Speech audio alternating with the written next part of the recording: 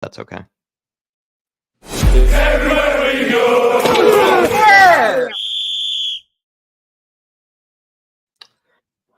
Alrighty, everybody. Finally, we've gotten there, and we have two very loyal, very generous Spurs fans, members of the Harris Army, joining us to make this post reaction. So many people happy clapping, so many people off to celebrate the streets and singing Richie's name, doing the pigeon dancing everywhere, which is good to see. And we finally are able to get underway. So do thank Tyler and Mia because they have done me a massive service in getting this underway. We might have a Jacob as well coming at some stage, who's also trying his best to get on here. But yeah, looking forward to recapping that game. It's nice that we were able to grab all 3 points. We do have some stats to get into and just sort of some questions that are some decent ones to sort of recap what was a pretty interesting day. It felt like we had a lot of different types of emotions. I'm going to go to our man that's familiar from the fan shows, Tyler. Tyler, how are you? Good to see you. Thanks for helping me out today.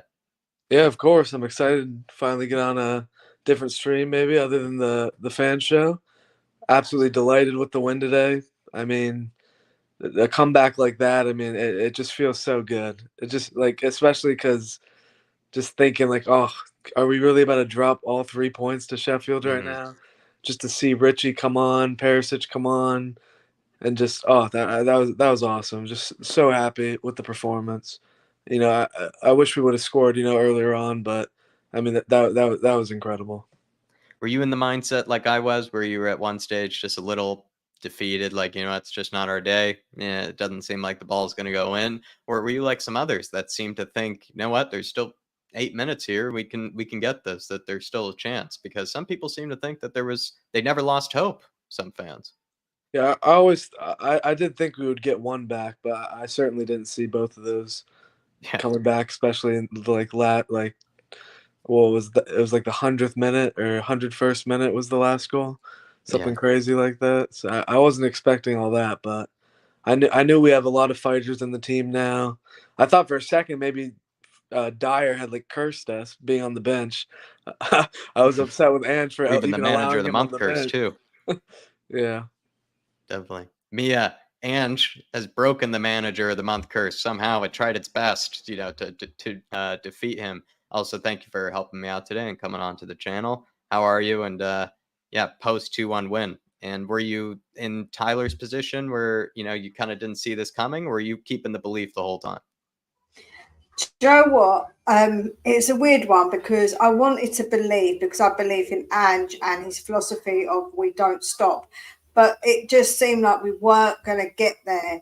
But I do believe that those changes did make that difference. When we did bring Richie on, when we brought Brennan Johnson on, we just seemed a bit more lively in Perisic. It just seemed to liven up a little bit. And I was a bit like, ooh. Could we? Because Brennan Johnson's goal was ruled offside in only about 8-9 minutes. He was on the pitch. So once that happened, I was a bit like, oh, okay. Yeah. We could do something. And do you know what? I was absolutely delighted for Richie. I actually got a bit emotional for him because I feel like as a person, he is obviously struggling, going through a lot. And I know that I understand, like I said to you before when we spoke about it, Jack, I understand criticism of his performances and he needs to score. But when you know a guy's going through something, my heart went out to him and he was getting more and more frustrated with himself. And I was really I was upset for him. So now I was absolutely delighted for him. Honestly, I was so happy. And seeing him at the end and everyone congratulating him, it was just lovely. The whole team was so delighted for him as well. So I absolutely loved that. You and I spoke to Mia earlier this week, right, about him, and kind of, I think you hit the nail on the head where a lot of the pressure has been on him from a ton of different places, but it has felt like the majority of the pressure has sort of come from him on himself, and as well as sort of the people kind of in his personal life have also kind of caused a lot of pressure on him. And that's where it's difficult to really get a good grip of, right? Is he going to really be at his best when he has all that going on, kind of in his head? And you just hope the best for him. You just hope that he has nights like these, basically, or days. Yeah, no, that's it. And the thing is, let's hope this continues now. This gives him confidence that he obviously can do it. And I would love to see him come good. Like, I've always want our players to come good, and it isn't because of the amount we paid for him or anything like that, but just because he wears my shirt. He wears my shirt, so I want him to do good. I can never not want him to do good, you know? Yeah, simple. Absolutely love it. Everybody, thank you for joining us.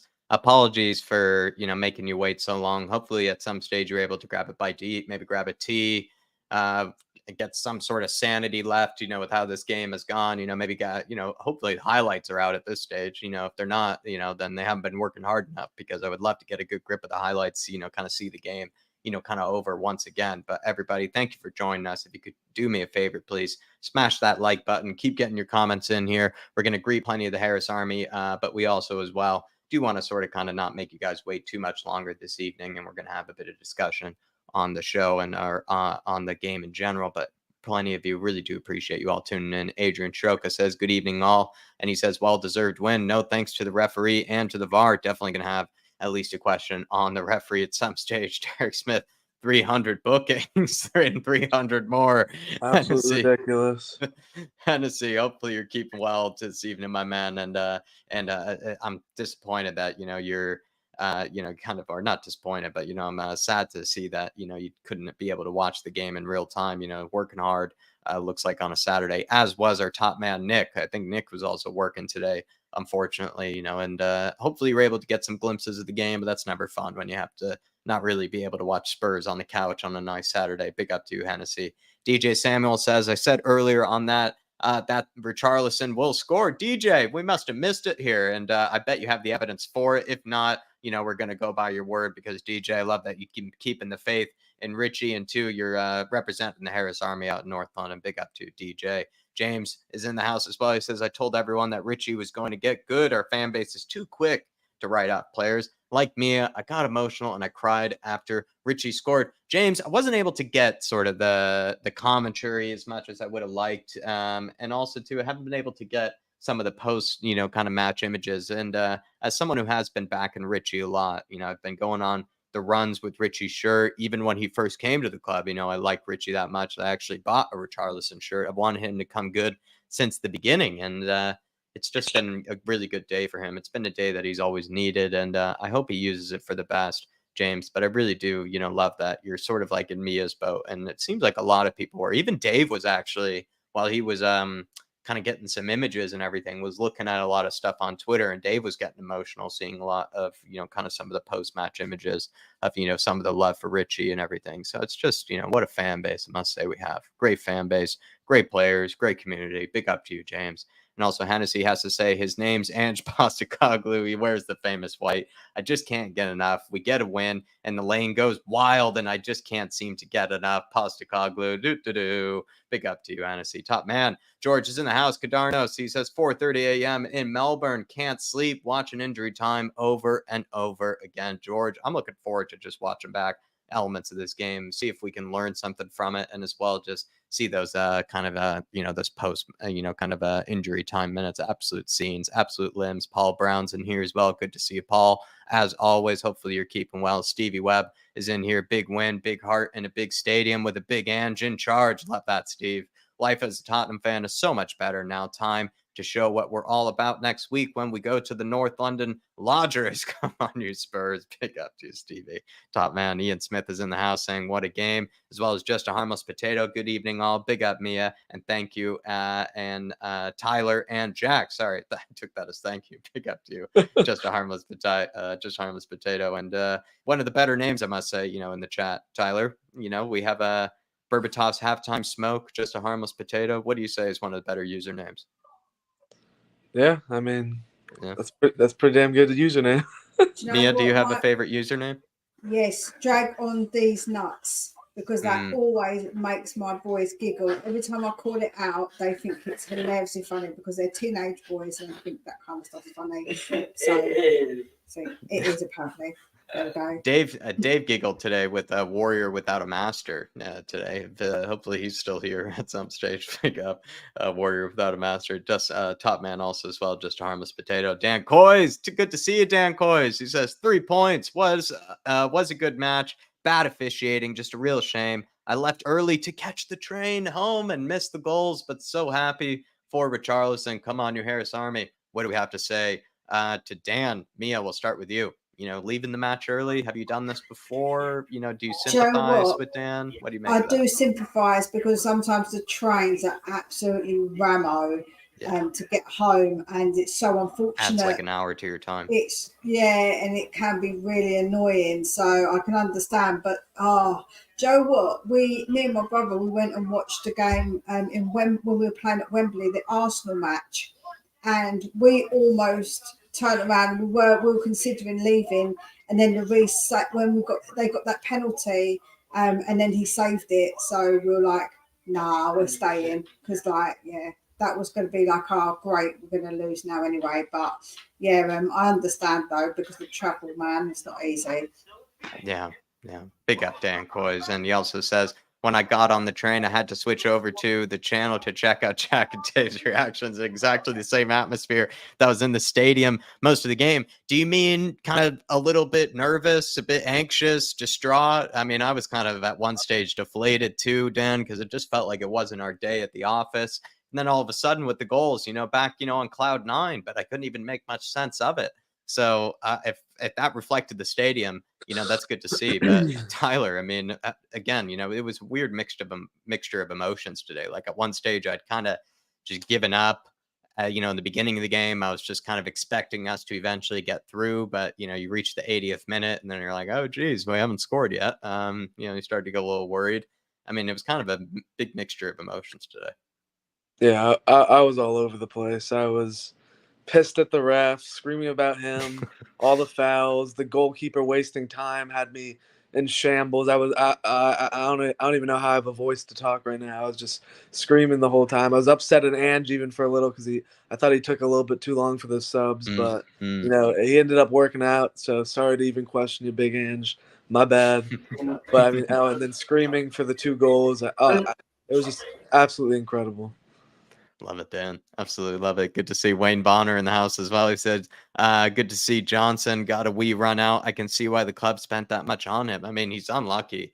It was like a fingernail offside, and it was a good finish, a great touch as well. He said, good morning or good evening, everyone. That'll teach the Blades to time waste. They didn't like it when we did it back to them. My boy Richie with a goal. Referee was awful. Wayne, love that you've been keeping the faith in the Big Rich. Just love that in general. You're joining us this evening. Always good to see you in the house, Big Wayno. And the referee, I must say, seems to be one of the big highlights of this game. And as much as Dave and I thought we were, kind of ranting about them a lot, it feels like, Spurs fans, really were more kind of annoyed by this ref in particular. That's for sure. Mia, do you feel that way, with the referee? Do you feel like, this is a special one? He was an absolute joke. I got on the phone to my brother and he was like, you need to calm down. You're free shouting. I was like, just because the ref really winds me up. The fact is, the reason he didn't give him a yellow for time wasting is because he'd already booked him for handling the ball outside the box. Now, once he did it once and the ref didn't book him, he knew he could get away with it. So he continued to do it. The foul against Maddison was 100% a penalty. When they look back on it, it was a pen. It was a joke of a decision. When there was the 2 balls on the pitch, the first time we got a drop ball, the second time, why did we get a drop ball again? It wasn't our fault. Why did they get a goal kick, like just to get out of it? And that was absolutely ridiculous. And some of their players getting away with absolute murders, because I think the foul on Maddison would have been his second yellow, so he would have got a red as well. Yeah, and someone else said too with the VAR check that the one deep VAR check that they actually had was the least convincing one, to even look, at a VAR check for. They really angry. They didn't even draw the line for Brennan Johnson's offside goal. No, we didn't. They just right away. It was offsides. It was offside. Yeah, we didn't get to see it and nothing. They just went, oh, it's offside. Like what was going on? What the hell was going on? And they forgot the cards. They forgot the lines.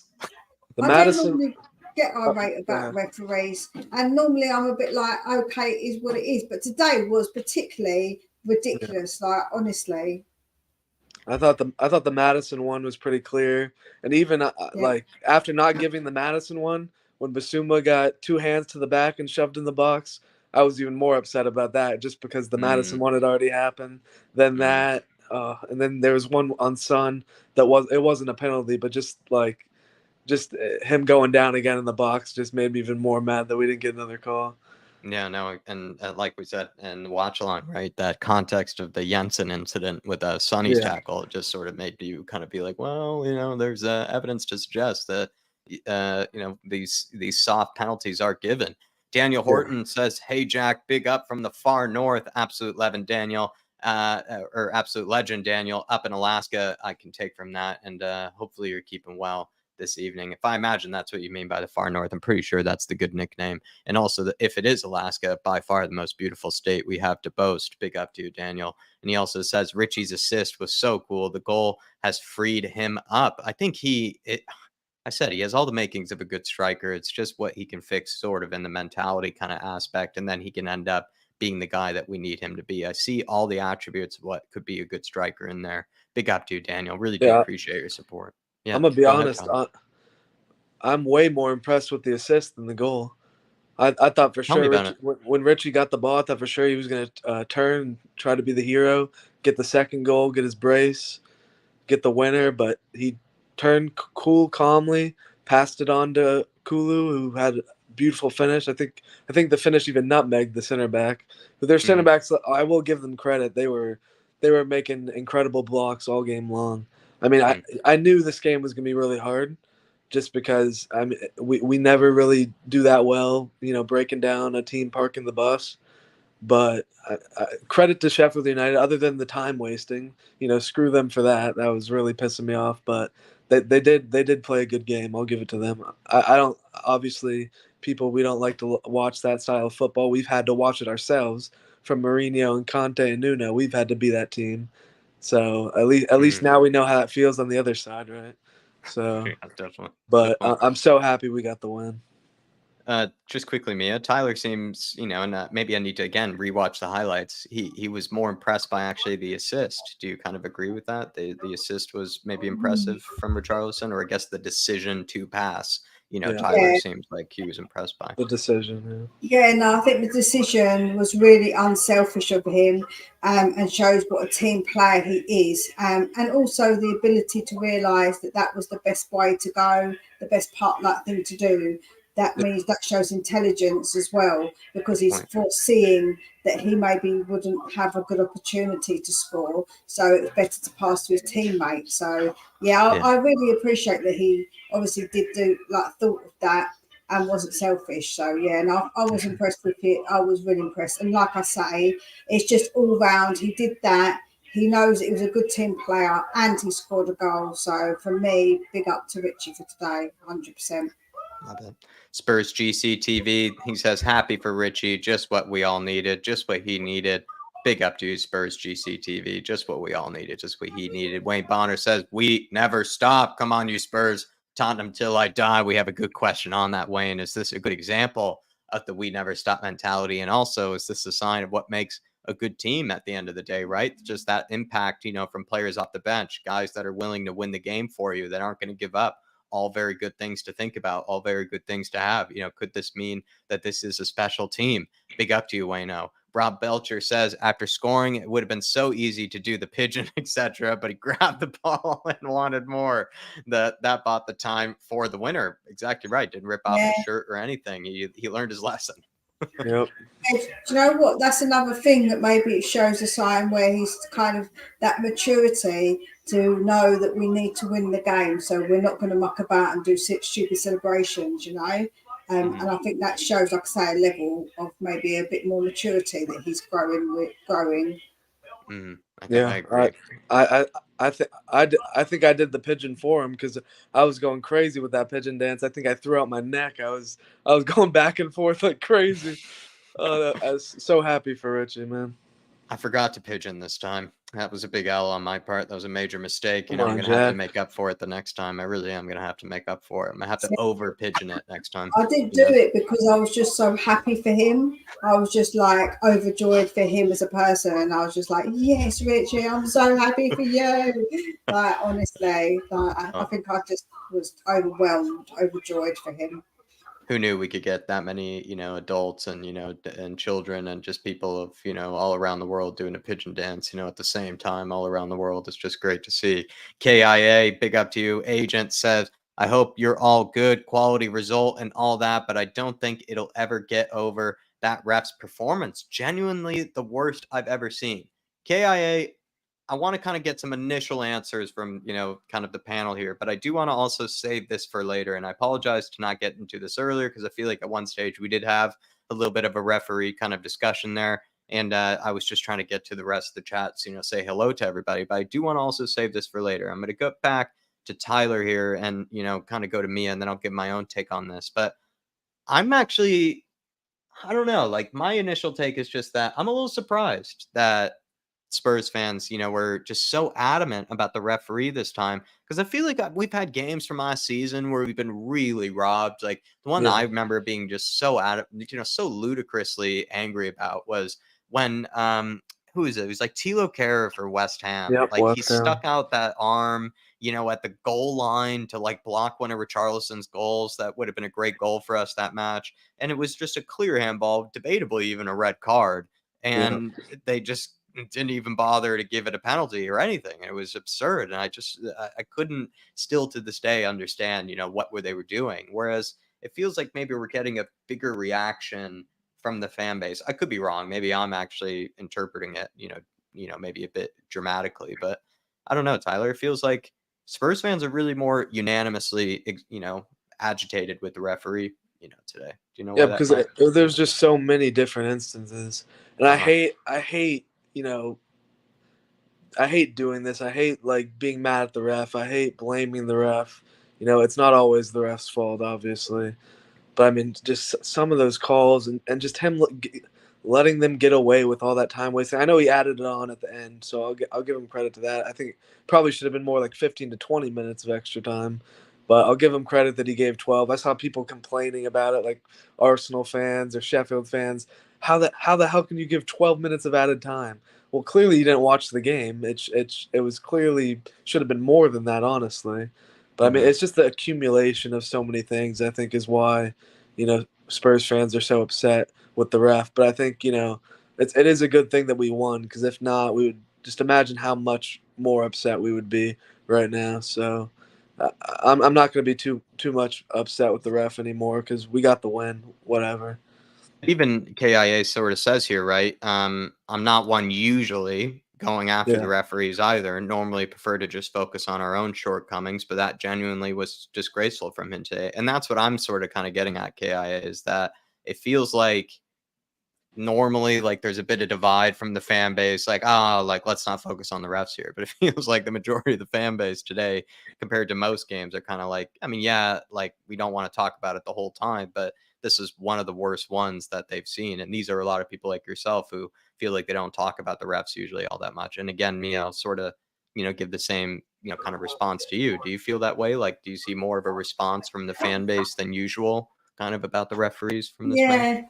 I think we have, and I think there's accumulation probably as well, because I feel like we do get some absolutely ridiculous decisions, and I think this is just an accumulation of everyone getting so frustrated, and this ref particularly was really bad. So I think that it was just that everyone was just really on it with him, because there were so many things, and it wasn't just like a couple of things. It just seemed like it was completely out of hand at one point. He just looked like he had absolutely zero control. Yeah. The drop ball, those drop ball incidents. Yeah, that's what I'm saying. He was going over, like talking with them, like he stopped the game and was like, I don't know who he went to go talk to, but he was just doing all sorts of crap. Like, and as well, like I don't get it. He was allowing them to drop on the floor, pretending they had, like that one time, one of their players had an injury for like 2 seconds, dropped on the floor, up again, just to like stop things. And I think stuff like that, the ref should book him for that and say, listen, that's time wasting. You're clearly not injured. Don't take the nick. And then that will then maybe reel in the other players. But he thought by giving loads of yellow cards, that would sort it. But it's the incidents that he didn't give, I think, were bigger decisions. Like if he would have said to the goalkeeper, listen, one more chance and you're getting your second yellow. I Yeah. think that would have made him buck up his ideas, but he didn't. Instead, He he didn't gave even speak to yellows him. other times. No, he didn't speak to him. So instead, he gave yellows at other times, which were just silly yellows, if you get what I mean. Like, yeah, they were maybe yellows, but they didn't make the game any more controlled. He literally had zero control over that game. Yeah. Mm-hmm. Spot on. Big up to KIN. And like I said, I think it's just fascinating to see so many fans who normally don't talk about refs, who normally don't like doing that sort of thing, feeling like they have to after today. And that's always something to talk about. And really do appreciate your support as well, my friend.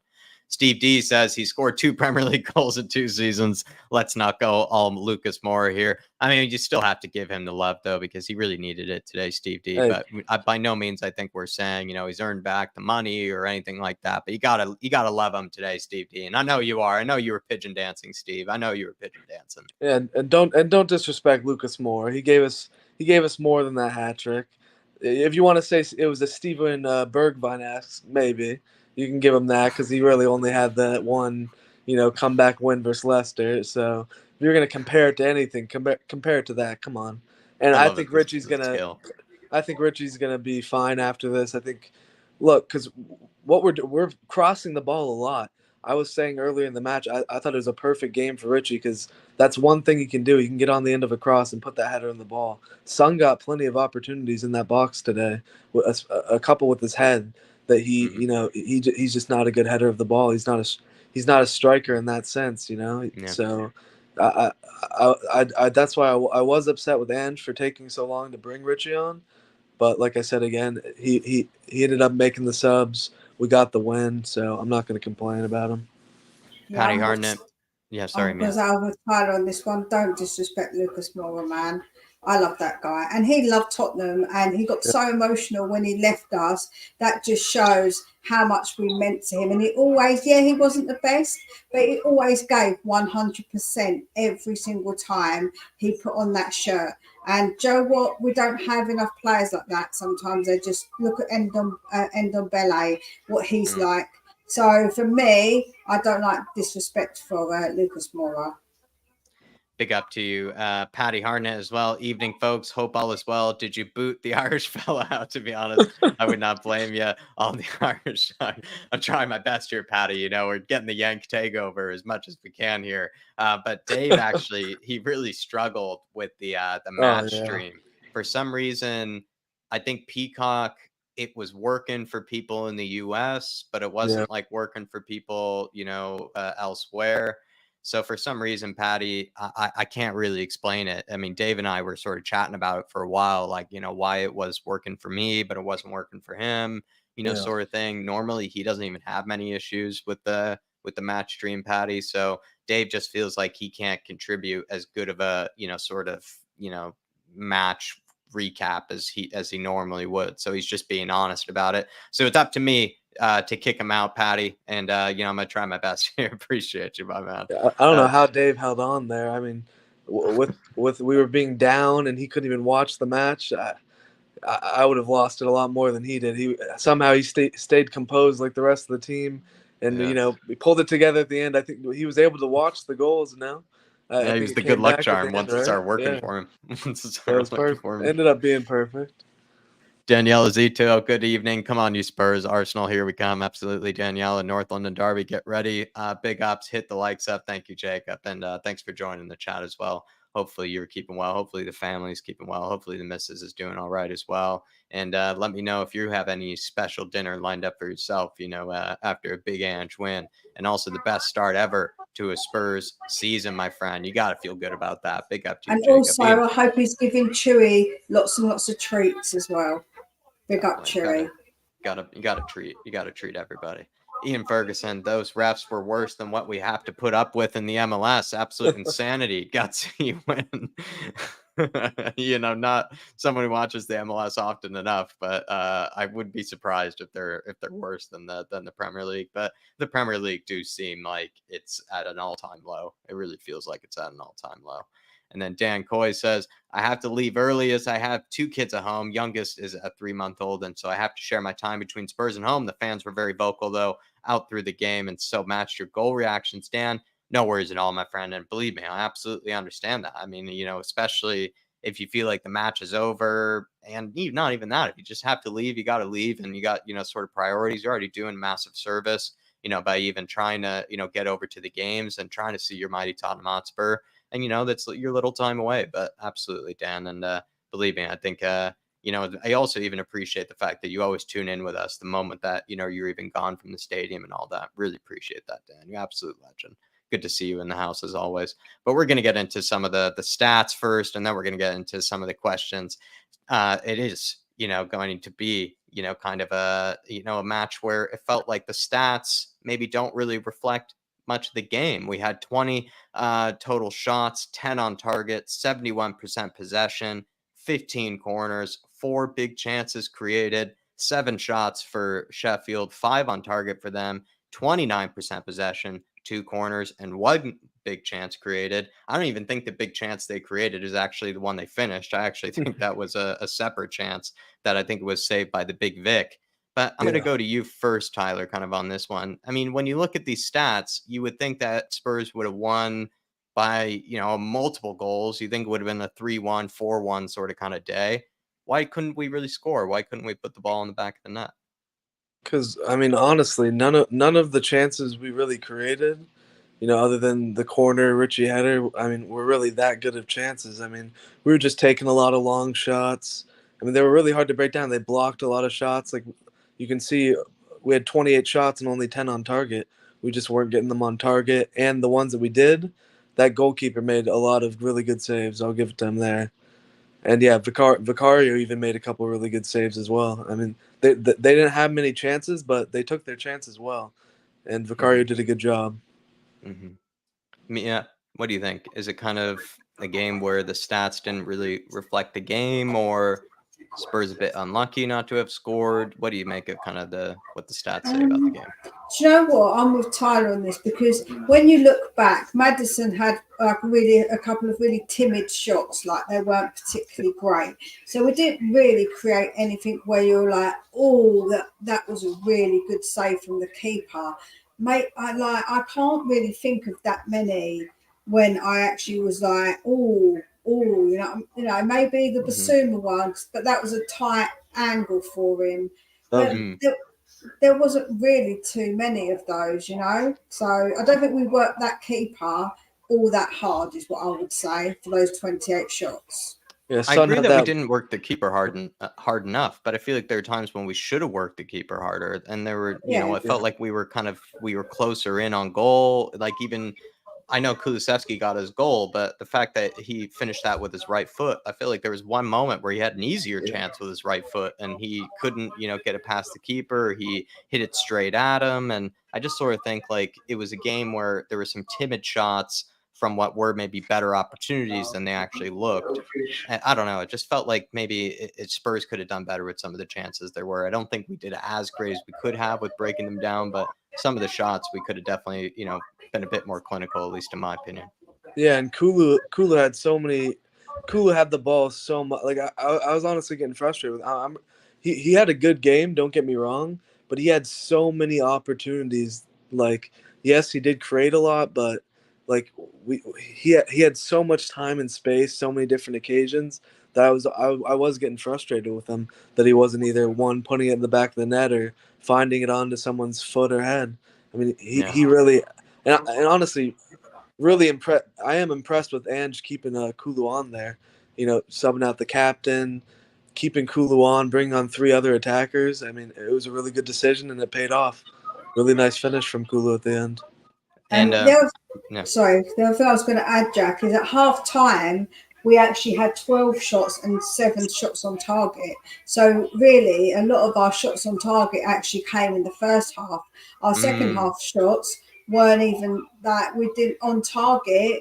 We weren't even that good in that second half of our shots on target. It was actually. So if we were to have scored, do you think it should have been in the first half? If we were to have scored, yeah, I think the first half we had maybe the better chances, and we had the most on target, at least, even though a lot of them were quite timid.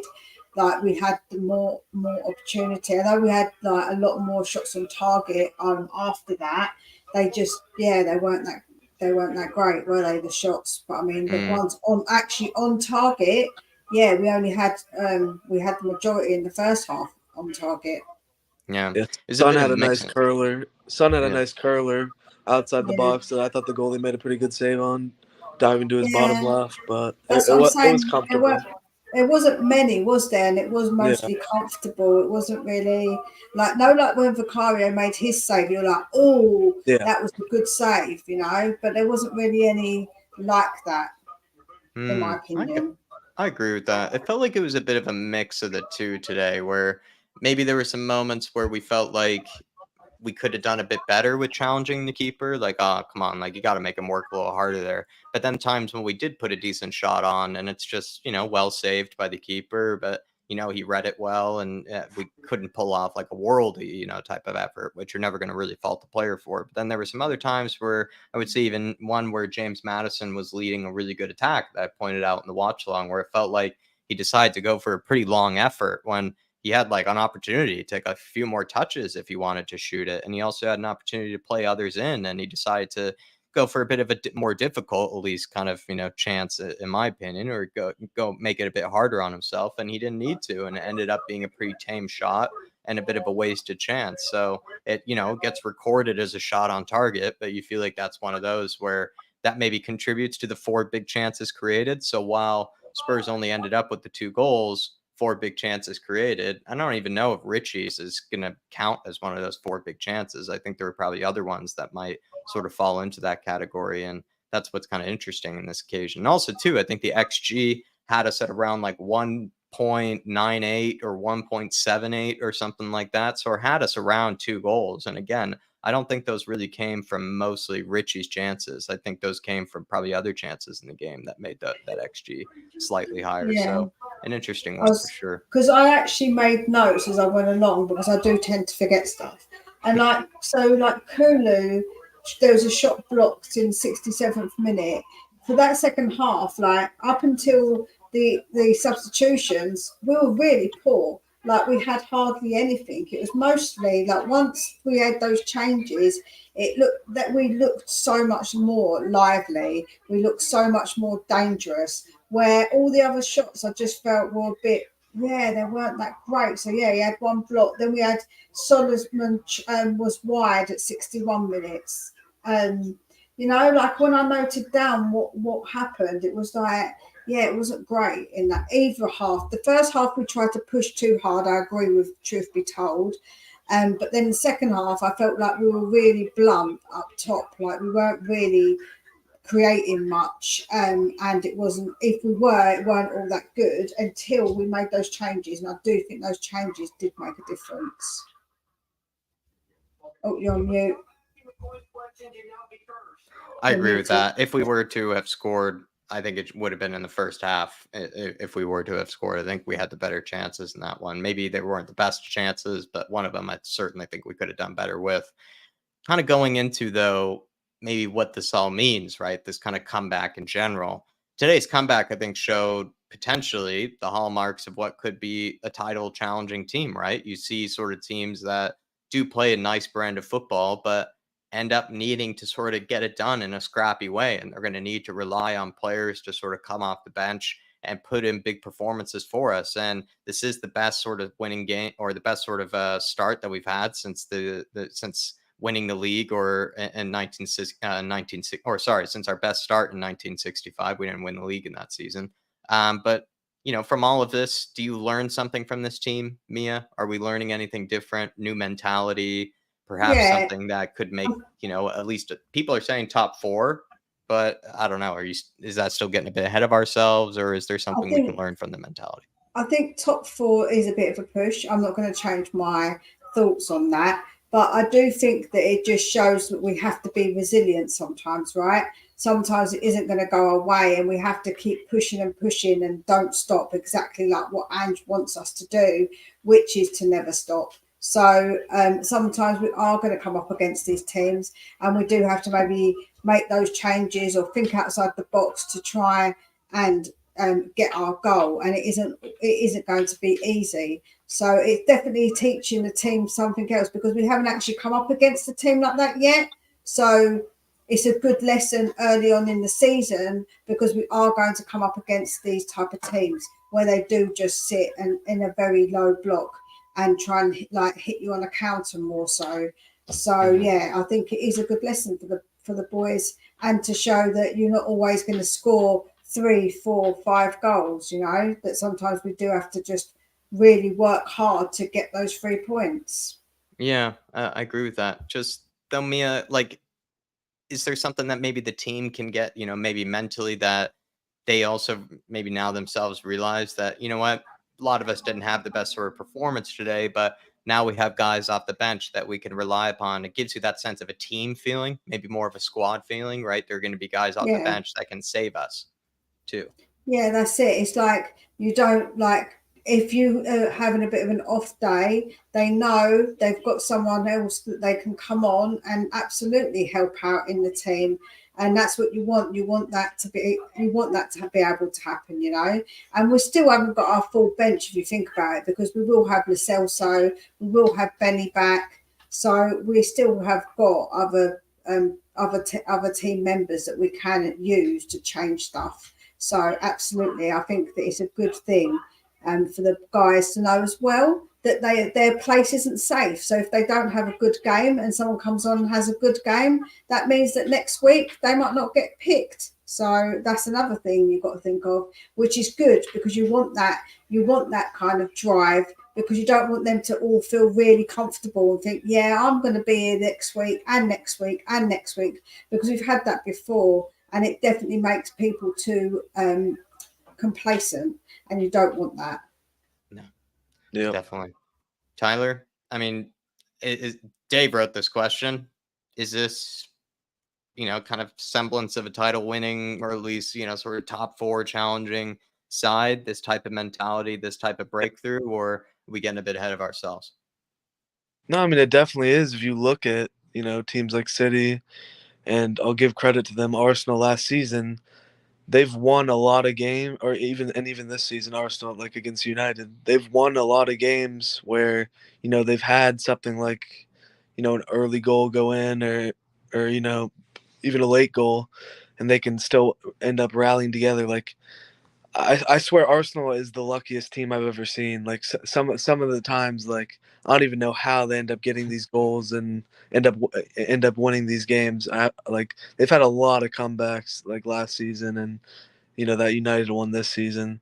So, having a performance like this is, it's just the confidence gets up. Like, we're never going to be down and out in a game now. Like, we're always going to think we have a chance to come back. Like, We never stop. Ange's instilling a lot of good things into these players right now. So it is a massive win. Do I think we can title challenge? Probably not. Let's be honest. 1 or 2 injuries happen, and we could be falling down a little bit. But I do think we're going to be in and around that 4 or 5 position if we can, especially if we can stay healthy, or at least not have multiple injuries at the same time. Or Yeah. especially defenders, Tyler, though, the ability to win pretty but also win dirty or win scrappy, right? Like, isn't that's what makes the title winning teams, or in any way, like a top 4 winning team needs to do that, right? Even if you're not going to challenge Man City, to challenge in and around those places, you're going to need to find a way to win in a scrappy way. You're going to need guys to come on and steal the game, even if it's a snatch and grab. Yeah, and especially having a guy like Perisic with so much experience. Like, I absolutely love Perisic. He's by far our best set piece, like, corner taker. Let's be honest. How many times he could even just get subbed on and right away just put an incredible corner in for us to score. That's true. He gets a lot of hate here for some reason. I get it. He can't defend to save his life, especially at his age right now in the Premier League. You just can't. He can't play left back or left wing back right now. Let's be honest. But him coming into these games for 15 minutes every game, he can instantly come on and put in a great cross, good link up play and get that ball to Richie, who he's shown multiple times for us already that he can head that ball into the net, especially, late goals, winners, equalizers. Sadly the Liverpool one, it was an equalizer, but we ended up, somehow still, but yeah. she's already gotten some big moments for us. Him coming off the bench, like, do I think he should start like against most teams? I'm gonna be honest, definitely not, because I don't think we're just going to be crossing the ball, like we did. Like if we're playing a low block or a team parking the bus, I think Richie's going to be better in games like that because we're going to just whip a bunch of balls into the box and he can get on the end of it. But for a lot of the games where there's going to be more space, I do think he's better suited on the bench, to be honest. But let's see what happens. Mud FC saying Belize, Hill, and Bentoncourt were losing it on the sidelines. It's great to see that, and it's a more symbol or more, a better example just of the team atmosphere that we're getting from everybody right now. It's such a team atmosphere from the whole squad, and I'd love to hear that too. Guys that are on the sidelines, that are even if they're not in action, they're not close to even being called up yet. They're just still celebrating like the rest of us, and they're celebrating like a team should. Absolutely love to hear that, Mud FC. Paul Brown says, quite the change to not have THFC destroy your weekend anymore. Never mind, Robbie. Depeche mode. Just can't get enough. What's that song? Yeah, I'm so bad at like getting the tunes right. I know right. this song. Isn't it like just can't get enough? Get enough. Just can't get enough. Yeah, that's it. Yeah, it's an 80s song. Is it 80s, 90s? It's a really old song. Normally, I can't get the tune even close, Paul Brown, but that's one of my best tries there. I do know that one. I can recall Leather being in kind of a lot of it. I think it was the days of a lot of Leather. Of course, I wasn't born yet, but I imagine that was heavy in sort of the music video. I remember seeing the music video at one stage, and I feel like that's like I remember. It's not like how you would picture it. I think it's more like just can't get enough. Just can't good enough. But I'll have to look back at it. I'll look back at it, see if I'm right on all of it. But Paul, appreciate you. I wish I had Dave alongside me. He's usually a little bit more keen and a bit better singer and usually more on that sort of thing than I am. He's actually quite good at picking up the tune. I just looked it up and it was actually released in 1981. That's a year before I was even born. But I know it anyway because of 80s music. I love a bit of 80s music. So yeah, man. Like negative 30 years old. All right. Yeah, don't have to no need get to brag, on, Tyler. I'm old. Yeah. I'm old. Big man Paul, absolutely love it. And whip on the good tunes, throw maybe some Ange mixes into there, find a way to maybe throw some Spurs players' names into there, just sort of get the good feelings. Spurs song sheets, I imagine, are going to be working even harder than they usually do on finding the good tunes and all that sort of stuff. Big up to you, Paul. Really do appreciate it, my man. Absolutely love it. And we're going to talk about Richarlison here, and massive day for him, Mia. The players all rushed to him at full time, so I'm told. Is this, like we said today, and the type of day that he needed and the type of the day that we all needed to sort of start feeling confident again? Yeah, absolutely. And even online, you saw with their social media, I think it was Madison who commented, it will come soon. So they're all really, really supportive of each other. So it was lovely to see that the rest of the team were just as happy for Richie to do it. I think they all knew what he was going through. They all know he's obviously going through a tough time. So yeah, I absolutely love it, and I love to see it, especially because he has come out and said there is an issue and he's trying to get it rectified and speak to somebody, which, you know what, you've got to give him big respect for that. I spoke about it on my channel. You've got to respect someone who will come out and do that. So yeah, I'm really, really, really happy for him. And that team spirit, you can see just every time we score a goal, you can see they all run over. And Wayne Bonner just said, I think it was Wayne, said that apparently Venom run all the way down the pitch to also celebrate. Now, I didn't notice that at the time either because my stream was a little glitchy at times. But yeah, I didn't even notice that. So that's what I'm saying. Even the goalkeeper is making an effort to run down the pitch to celebrate the goal. And I absolutely that is fantastic. Like, you can't ask for better than that. And you can just see, I can't explain it, but their body language is just so different. Every Yep. time they're at, like, they score, even when they're playing, they're just like, look like the weight's been lifted from their shoulders, you know, and it's just so lovely to see. Smiles on their faces, they look happy to play. And then when they score, they celebrate as a team. It isn't just an individual getting a goal, it's like they've all scored basically, which I think is really lovely. And I don't want to mention it, right, but I always sort of think that there was a certain person, a Blarry Dane, he was sort of like holding back a little bit, in a way, holding us back from being like that, because it was all about him. Mm, I'm just saying. mm. But I kind of feel like that we've got this sense of unity. I'm not saying it's all him, but I wonder, because he was like, everything was always about him, and now it's more about the team. And I think that's made a difference to the way that people feel in the team, because they don't feel belittled that they're just an extra in the team, because it's all about this one person. That And I could be think the that case too. helps. Could be the case. A lot of certain people in that leadership group who are no longer kind of amongst it anymore, no longer kind of amongst sort of the contributions or the celebrations really at all. Really, pretty much the entirety of them, including Højbjerg, are not really part of it as much. Says a lot, and might speak a lot about the different mentality that's probably going through here. You were going to say something, Tyler, though. Sorry. I was gonna say I kind of understand where Mia what Mia's point is here, like, and I don't know if it's really on him necessarily, but I think just like she was saying, like he was the big like star, everything was talked about him, like saying that he's been held back at being at Tottenham. So like, can you just imagine how the other players feel around him? Like whenever it was a lot of focus on him solely. So Mm-hmm. now that we have just a full team, there's no one greater than anyone else. Like everything's like on a level like field. Like just I don't know, they just all seem so happy to be playing Ange ball. Everyone's happy. I like that we have a lot of the South American players and Hispanic players on the team. I think they just bring so much more energy and love for the game. I mean, we saw it with Lucas Moura, how much he loved the club and the sport. I can start seeing it with Richie, how much he loves. I do think he loves the club already. I think we have to back him. I think certainly I have been harsh on him as well as a lot of people have, but I'm really happy that he came in today and had a goal and an assist, won us the game, and just imagine how amazing he's feeling right now.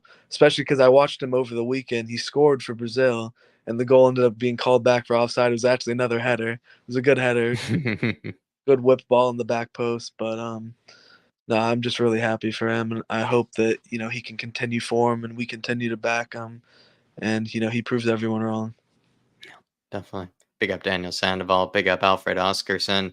Top man James as well. Nick Brown, Lee Nary. Good to see you all in the chat here. Caitlin or Kathy Prince as well. Really do appreciate you all tuning in here. Also, should maybe, with benefit of hindsight, I'll go back to you, Tyler, and ask the same thing to Mia. But with the benefit of hindsight, we did think that maybe Sonny was the best pick because he scored a hat trick, full of confidence going into this one. But could Richarlison have been a better choice today? Do you think, Tyler, actually? I mean, I just think the game suited him more for the what we were trying to do. Like I said, we were just whipping in a bunch of crosses, so you need that more of like a target man striker to put the ball in the back of the net, whether it's with his head or feet. He's a bit bigger and stronger than Son. Yeah. I I can I can see why he didn't start, to be honest. Like we honestly probably should have got some goals regardless.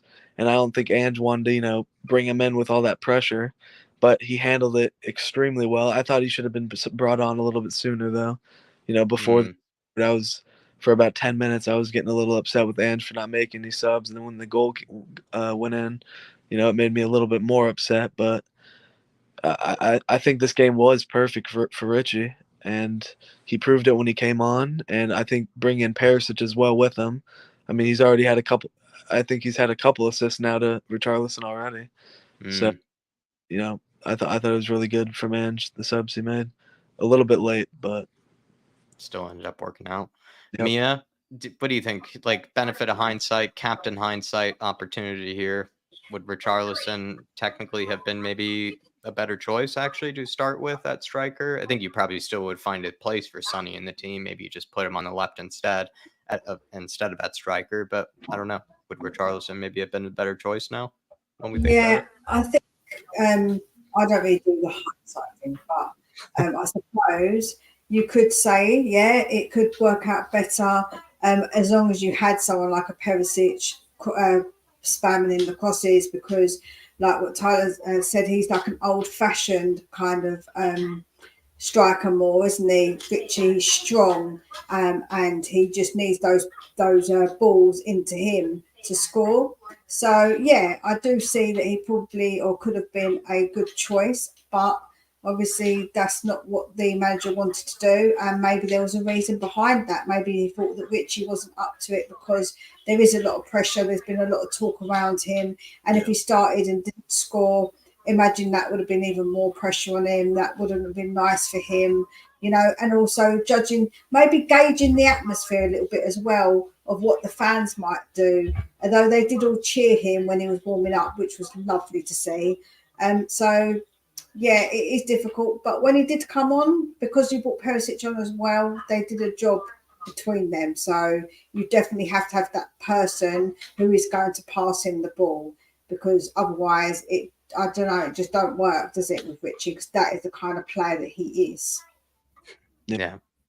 I agree, Alfred. I think everybody would have picked that team to begin with. I would have done the same thing. Yeah. I think I would have done the same thing.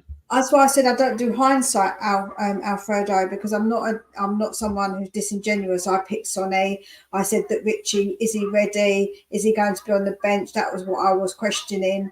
And I said if he's ready, Ange will bring him on, because Ange knows best because he's spoken to him. So yeah, no, of course.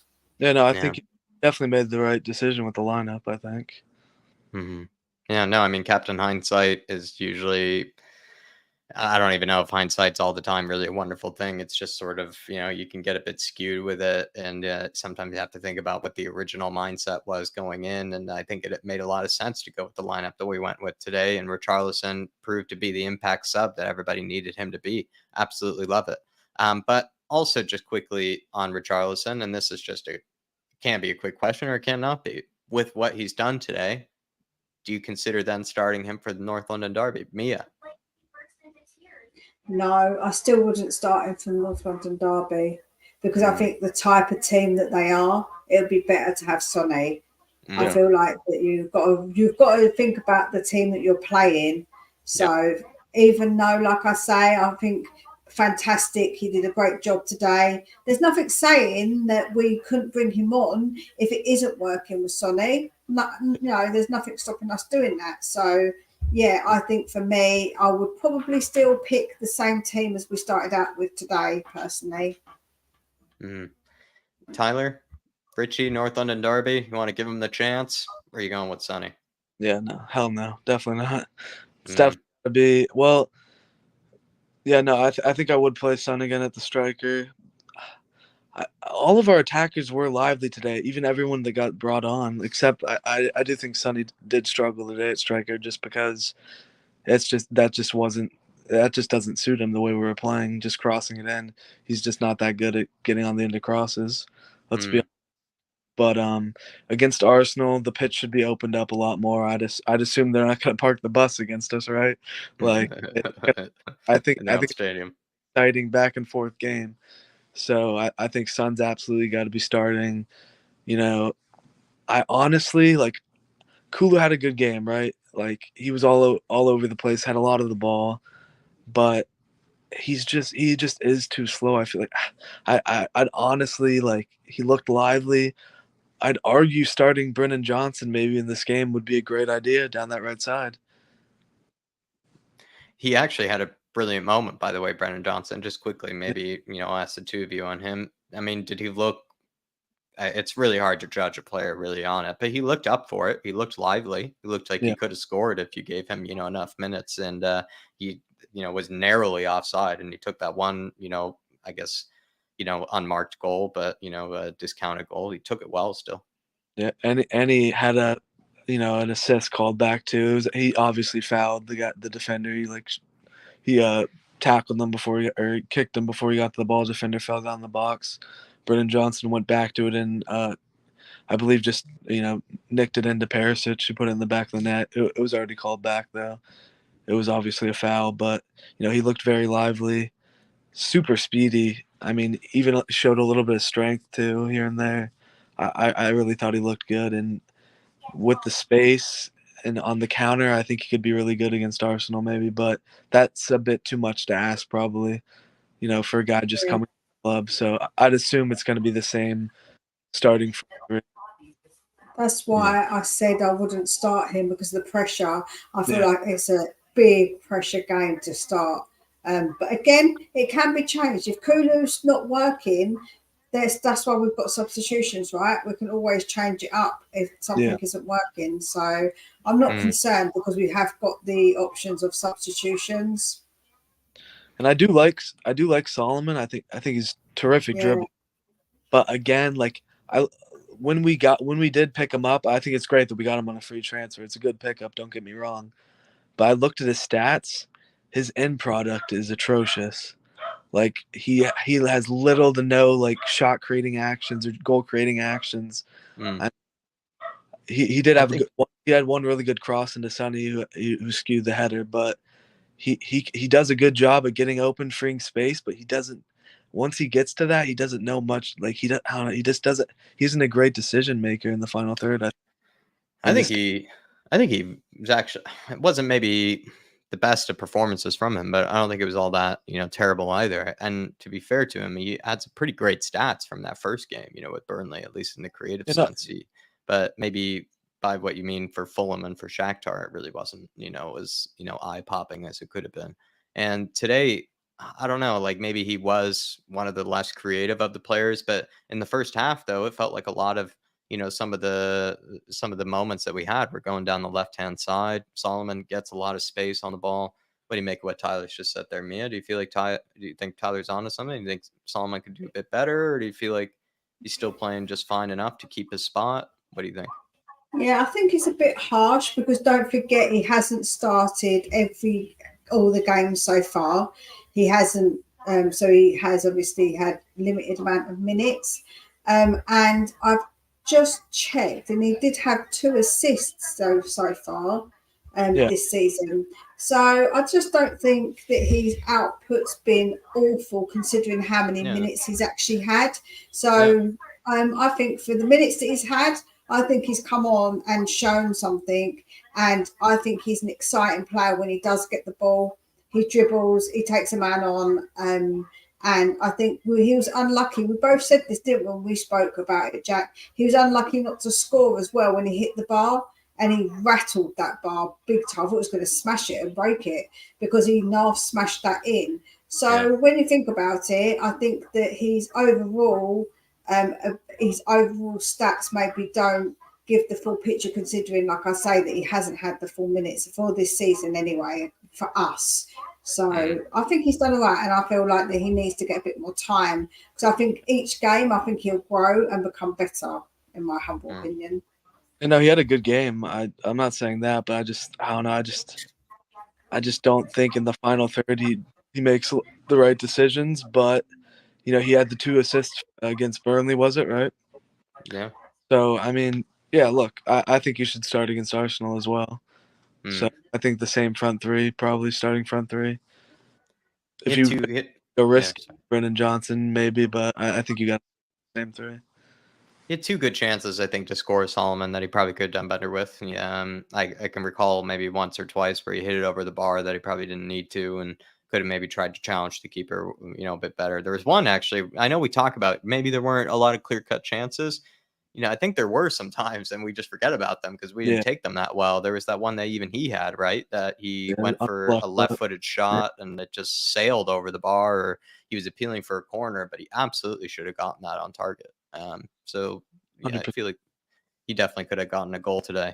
But Mia, I asked Tyler about Brennan Johnson just quickly. Can you make any judgments, any impressions? did he have a good impact on the game at least, when he came on? I thought he did. Who did? Sorry. Brennan Johnson. Sorry, I didn't say his name. No, I think he did. I think he looks really bright. I think he again is exciting because he's so rapid, man.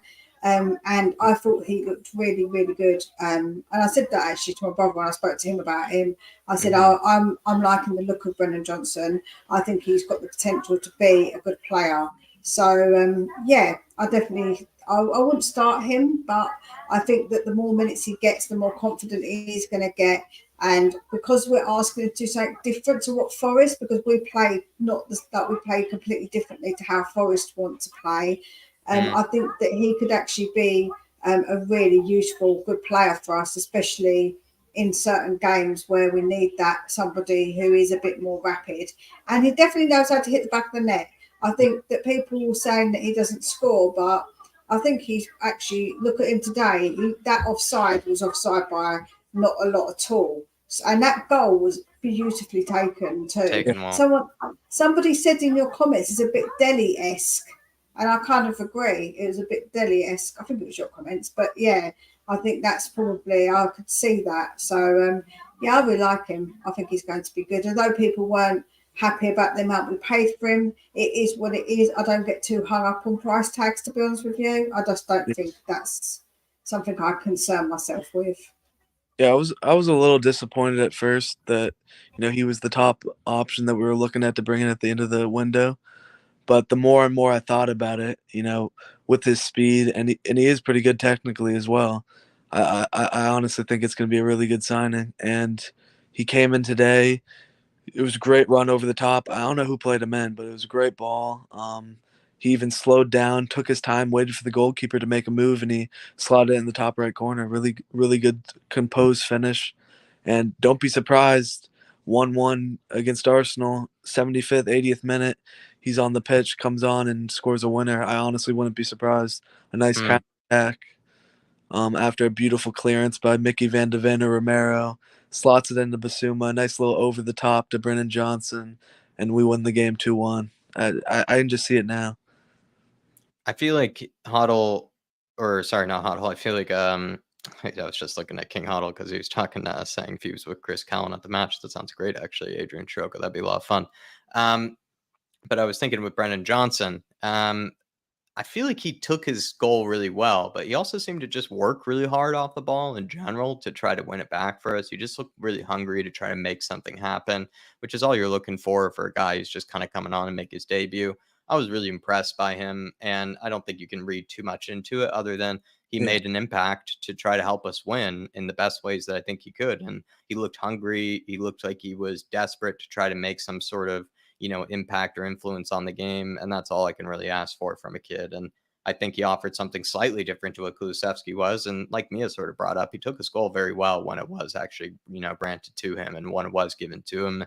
And we hope that maybe he gets those chances in real time in the future and he'll take them similarly. But I'm looking forward to seeing what Brennan Johnson can bring to us. He seems like a really good impact sub, as well as a guy that can also tear apart some high lines in case we come up against a high line, and he'd be a good guy to start. Comes across as really humble, comes across as a very sort of down to earth kind of guy as well, not too really, kind of big time, type of attitude for, like a lot of the young players these days. Just seems like a really nice overall kid that, and also too, Ange seems to be pretty keen on sort of the mentality of players and whether they're going to be a good fit for the dressing room, a good fit for sort of what he wants in and around the club.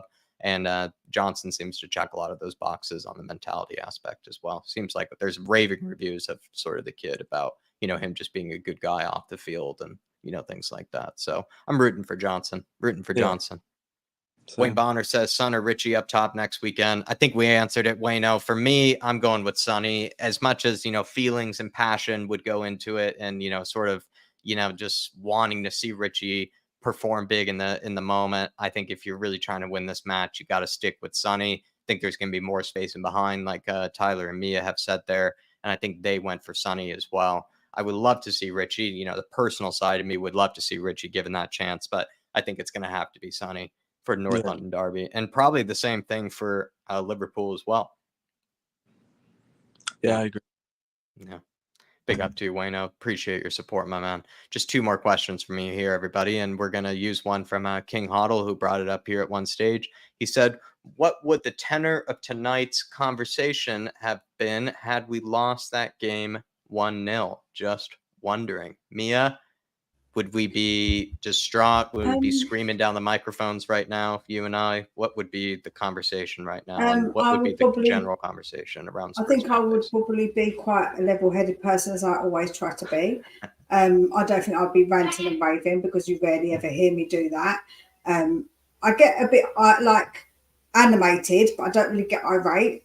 But what I'd probably say is that it was probably an unjust scoreline, considering how much of the ball we had, considering how many shots we had. I would have said that was probably quite an unjust scoreline. Doesn't tell probably the true picture of what happened on the pitch. I'd also probably complain still about the referee and say that I was annoyed, because I would say the referee probably somewhat, although we need to do better, I would say that the referee somewhat cost us that game, because I would say that we had a penalty shout that was definitely a pen. Although I wouldn't complain about it too much, but I definitely still would bring up the referee. 100% I'd be exactly the same with the ref. But yeah, like I say, I would probably say it was a bit of an unjust scoreline, because they didn't really do much during the game to earn that 1-0 win. What would be the theme of the conversation, sort of the mood around the conversation tonight, Tyler? I think that, sorry. So you were going to say something else. Sorry, man. Yeah, no, I was going to say, I just think that it's so hard to judge when we've just come off of a win like this, while we're all really hyper about it, to kind of try to think about what you would feel like in that moment if we would have lost. So yeah, it's quite a hard one. Yeah. Good question though. Yeah, I'll be completely honest. I'm a big overreactor, especially like in the moment. So I would have went absolutely apeshit. I would have been fuming, screaming at the ref because he was making some terrible decisions out there. I would definitely be overreacting, being a lot more upset with Ange about the late substitutions, because I'm just so used to it with, like, Conte and Mourinho. They both took so dang long to ever make subs. It would just get me going so much. I'd be so upset, and I was starting to feel that today, especially after they scored. But luckily we don't have to have those feelings, because I should have had full faith in Big Ange. Absolutely beautiful comeback. All of his subs honestly came on and had an impact.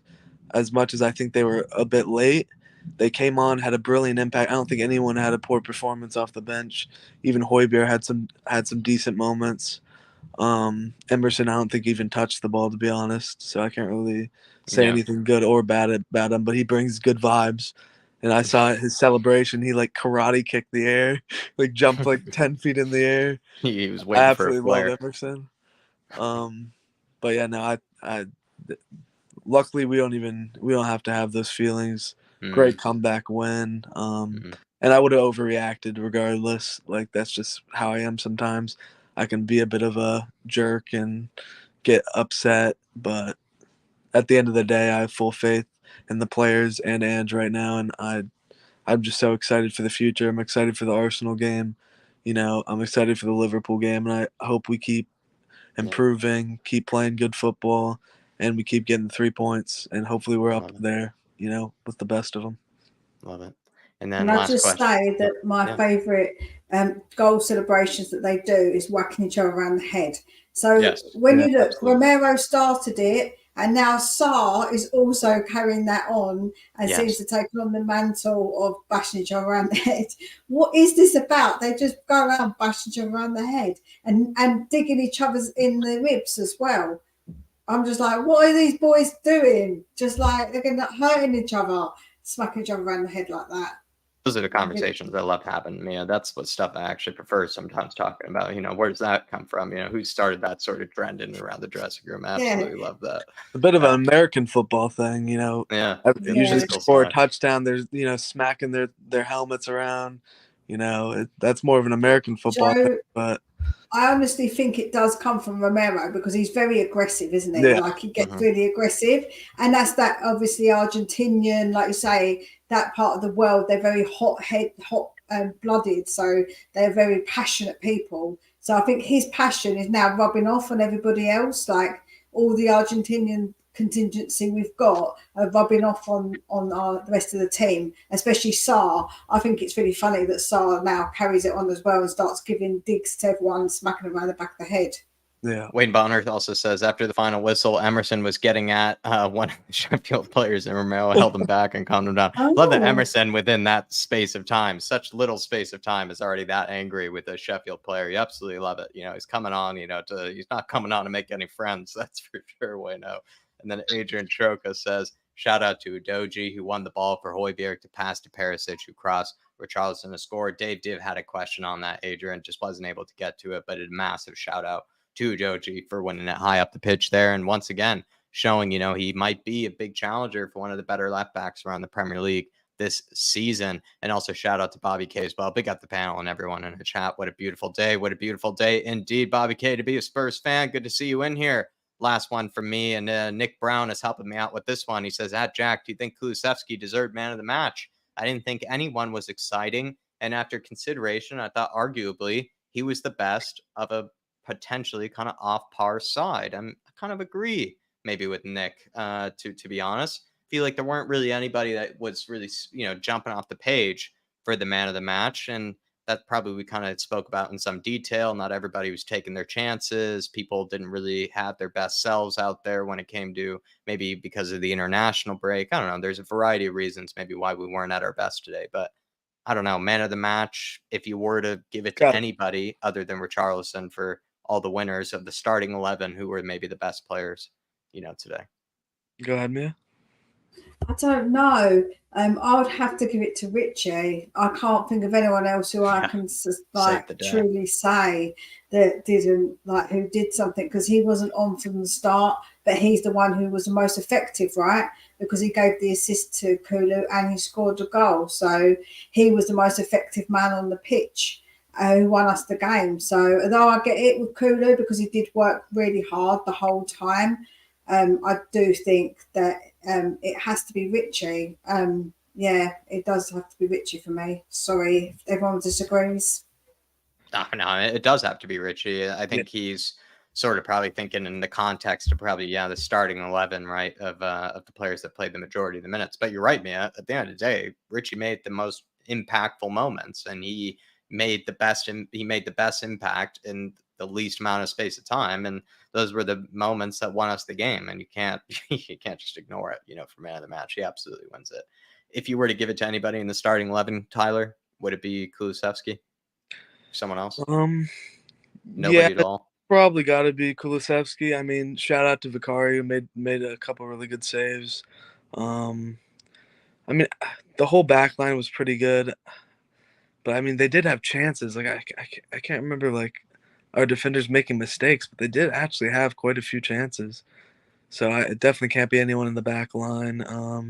The midfield was good. I think Madison had a good game, but a couple decisions he made were really bad.